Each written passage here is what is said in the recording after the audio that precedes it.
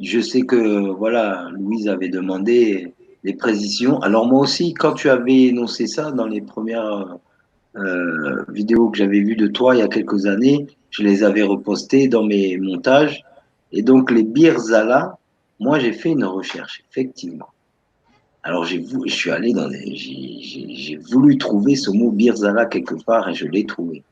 Donc Birzala, c'est à savoir de comprendre avec locuteur de la langue des langues tamazirt, la langue tamazirt, est-ce que ça sonne alors il faut savoir peut-être que ces Birzala, c'est peut-être aussi sont peut-être dans la lignée des Boabdil de Grenade.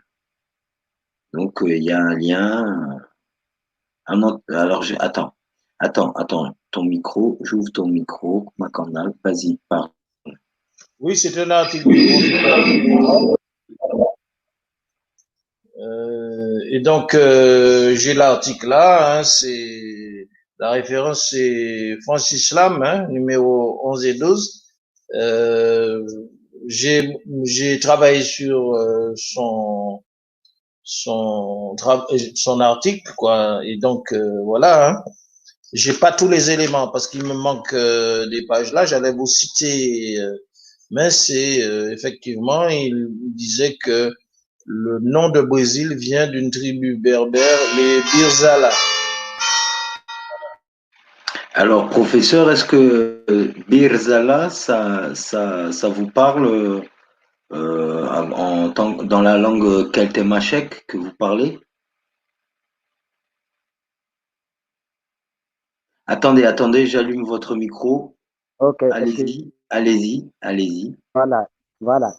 Effectivement, en Tamashek, j'ai quand même Barraz. Barraz, ça veut dire là où la descente, ça veut dire l'arrivée à destination. Euh, Ah, c'est très marrant Maintenant, parce que en fait, le Brésil, c'est la pointe du Pernambuco, de Pernambuco. C'est vraiment la pointe du Brésil ou qui vous emmène lorsque vous prenez les courants du Gulf Stream, vous atterrissez là, en fait, la plupart du temps. Et donc, voilà, c'est vraiment le premier endroit normalement où on accoste en général. Et voilà, alors, c'est vrai que ça tombe bizarrement en, on va dire, en accord. Hein. Vous ouais, dites que c'est un mot qui voudrait dire arriver à bonne destination, l'arrivée ou à bonne à destination. destination en tout cas. Actuellement, même actuellement, si vous venez à Tombouctou, il y a le quartier à Barraz. Et à l'origine, à Barraz, c'était l'endroit où toutes les caravanes, quand elles arrivaient, elles descendaient là, elles entreposaient leurs marchandises et elles recherchaient des clients ensuite. Donc, Barraz, ça veut dire l'arrivée à destination, l'arrivée à bon port, là où on peut vraiment faire descendre ce qu'on transporte ces marchandises et tout. Donc, maintenant, Barzallah, c'est possible que ce soit l'arrivée par la grâce d'Allah ou c'est bien une possibilité puisqu'on sait que tous les mots ont subi des déformations, que ce soit D'accord, au d'accord, niveau. d'accord. Vous pouvez répéter la dernière définition que vous avez donnée et donner un peu plus de développement étymologique, parce que moi j'ai bien compris, mais c'est pour l'audience, c'est pour l'audience. Oui, c'est à propos de Barbila. De Birzala, de Birzala. Voilà, Berzallah. Voilà, donc je peux imaginer, c'est une possibilité, que ça veut dire arriver par la grâce de Dieu. C'est bien possible. Si c'était des imaginaires musulmans, il est tout à fait possible qu'ils disent Berzallah, donc l'arrivée par la grâce de Dieu. C'est tout à fait possible. C'est vraiment formidable. Ça, c'est vraiment Mhm. presque révolutionnaire comme travaux croisés. hein, avec un monsieur comme Mahmoud Barka et vous qui êtes un résident de la région de Gao au Mali et lui qui est natif de la Caraïbe. Donc, un tel croisement de travaux est tout à fait improbable. Vous savez que vous parlez à quelqu'un qui, depuis 30 ans, milite et collecte des données, ainsi de votre côté, et vous êtes dans l'ombre tous les deux. Il faut qu'on Alors, fasse, qu'on aille plus loin que faire des dire, là, vidéos. j'ai trouvé le passage là, et il donne même une généalogie. C'est intéressant parce qu'il dit que le mot de Brésil, le nom de Brésil, il écrit avec phonique Brésil en orthographe brésilienne et Brésil en anglais, n'est ni d'origine européenne ni brésilienne, entre parenthèses, américaine. On n'a pas encore pu l'expliquer étymologiquement. Or, l'hypothèse africaine l'explique facilement. Voici comment le début du récit que nous venons de reproduire cite des Berbères blancs qui habitaient dans l'embouchure du Mali. Chez les Berbères, il y a une tribu bien connue de Birzala. La collectivité des membres de cette tribu se dit Brésil. Très entreprenant, on compte des Berbères Brésil, non seulement en Espagne,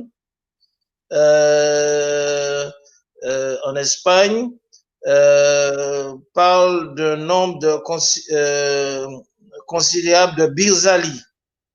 Pour la généalogie de cette tribu, reportons-nous au célèbre savant andalou Ibn Azam, qui cite Jamaat Ansab al-Arab, Le Caire, 1948, page 463. Généalogie des Berbères. Il dit quant aux Zanata, ils ont des sous-tribus immenses telles que Banu Birzal, Banu Damir, Banu, il y a plein de noms là. Et il cite, vous voyez, il y a tout un tableau généalogique là.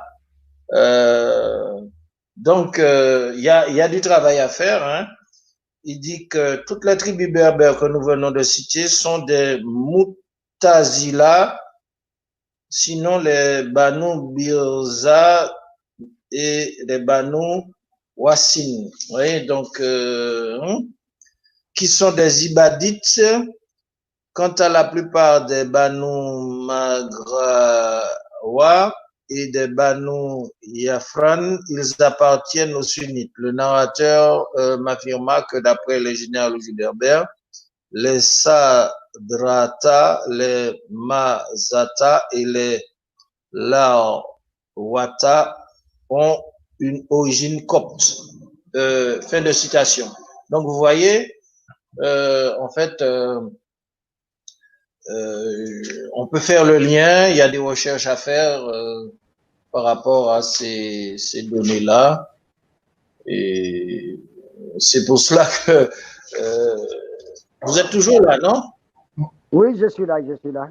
Oui, c'est pour ça que je pense... On en revient toujours à la Libye. C'est pour ça que je pense que Issa, il a eu la bonne idée de poursuivre ses travaux. Ça devrait mener à créer un centre de recherche scientifique entre l'Afrique, l'Orient et les Amériques pour continuer à faire des recherches, à faire des conférences, des colloques et tout ça, parce que ça nous met dans une nouvelle donne pour apporter une complémentarité à l'histoire écrite par les Occidentaux, quoi. Voilà.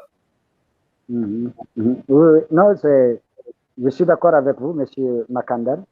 Vous êtes déjà participant avec Issa à cette démarche de recherche. D'accord, merci pour l'honneur. Merci pour l'honneur. Je pense quand même que c'est un travail de fourmi parce qu'il y a beaucoup de choses. Il y a beaucoup de choses à revoir. Je vous donne l'exemple de Sénégal. Je ne sais pas si vous connaissez le fleuve Sénégal. Oui, oui. Voilà. Donc, c'est vrai, il y a la tribu Sanhaja, qui habite la zone du fleuve Sénégal. Et donc, quand les Portugais sont arrivés, on dit qu'ils ont nommé le fleuve en fonction de la tribu, Sanhaja ou Sannaga, et ça donnait Sénégal. Mais souvent, il faut chercher dans la langue elle-même. Moi, je pense que oui, les Sénégal, les Sanhaja étaient là, mais je crois plutôt que c'est le terme par lequel il désignait le fleuve qui a été déformé par les Portugais.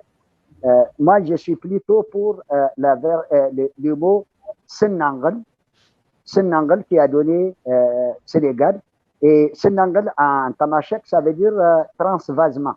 Et quand vous êtes, par exemple, dans la zone de l'embouchure du Sénégal, vous voyez vraiment que c'est comme un transvasement d'un vase vers un autre vase.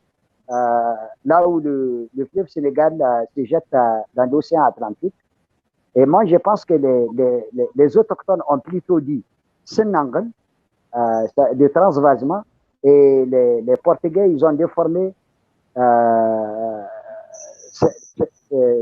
Sanaga, et après, on dit que c'est à cause, c'est un nom venu de la tribu qui habitait là.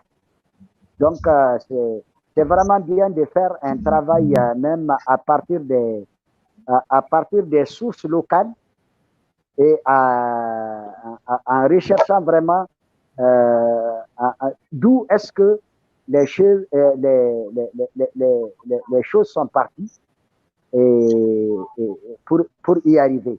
Mais entre-temps, les tribus, elles ont changé de nom. Beaucoup de tribus ont changé de nom parce qu'il y a eu plusieurs mouvements. Il y a eu le mouvement Almoravid, le mouvement Almohad. Ensuite, il y a eu les différentes confédérations qui ont régné sur le Sahara, de sorte que on ne peut retrouver vraiment, par exemple, les interconnexions qu'en interrogeant les généalogies. Et ces généalogies-là sont très intéressantes. Moi, j'étais une fois avec un frère Amazir qui se trouve à la frontière entre le Niger, le Mali et l'Algérie, alors que moi, je suis de la zone du fleuve. Et donc, quelqu'un m'a demandé, mais toi, quelle est ta généalogie? Et je lui ai fait ma généalogie. Et au 10e ancêtre, il m'a dit, mais mon ancêtre aussi, 200 de cet ancêtre-là.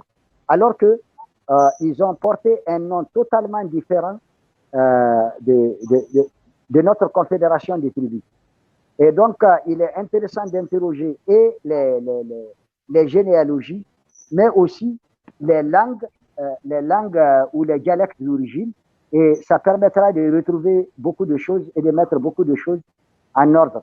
Je ne sais pas si dans les Antilles, on continue à raconter les généalogies et à les transcrire. Ça, c'est une question que je pose à M. Makandal. Oui, c'est-à-dire, cette question mène une autre question, c'est-à-dire, je voudrais aussi vous poser cette question. Est-ce qu'il y a une volonté politique ou intellectuelle au Mali, en Mauritanie, dans le Maghreb, d'accompagner ces travaux de recherche entre l'Afrique, l'Orient et les Amériques, les Caraïbes? Donc, il y a chez nous, pour répondre à votre question, il y a chez nous ce qu'on appelle des conteurs. C'est un petit peu une caricature de ce que des griots en Afrique, quoi.